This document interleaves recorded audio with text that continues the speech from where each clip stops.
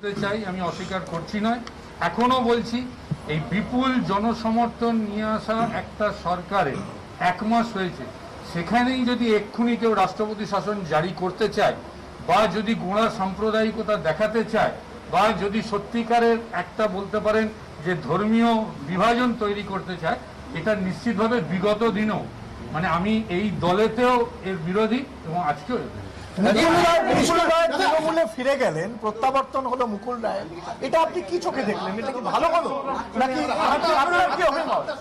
না দেখুন, মুকুলদা ন্যাচারালি একজন বড় নেতা, রাজনৈতিক নেতা, আমাদেরও সকলের দাদা, অভিভাবক।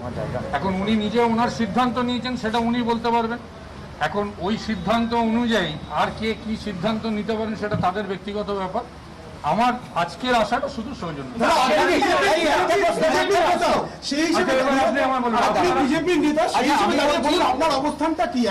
আচ্ছা, আমি আবার যে আজকে এটা সৌজন্য, আপনারাও বিগত দিনে দেখেছেন যে কুণালদার সঙ্গে বর্তমানের বিরোধী দলনেতা তথা বিজেপির সহকর্মী শুভেন্দু অধিকারী এবং মন্ত্রী, কেন্দ্রীয় মন্ত্রী বাবুল সুপ্রিয়, তারাও একটা কোথাও গিয়েছিলেন, সেখানেও সৌজন্য সাক্ষাৎ হয়েছিল। তো সুতরাং এর মধ্যে এত প্রশ্ন খোঁজার কিছু আছে বলে তো আমি মনে করি না। সৌজন্য সাক্ষাৎ এটাই কি প্রথম সৌজন্যমূলক সাক্ষাৎকার এমন একটা দিনে যার আগের দিন মুকুল রায় তৃণমূলে? আমি এবার আপনাকে বলি যে আমি বিজেপিতে যোগদান করেছি বিগত জানুয়ারি মাসে। তারপর থেকেই নির্বাচনের উত্তপ্ত পরিস্থিতি চলছিল, নির্বাচনী প্রচার চলছিল। ন্যাচারালি কেউই, আমরা সবাই ব্যস্ত ছিলাম। 2 তারিখে রেজাল্ট আউট হয়েছে, তারপরে কিছুদিন ন্যাচারালি অন্যান্য কাজকর্ম ছিল।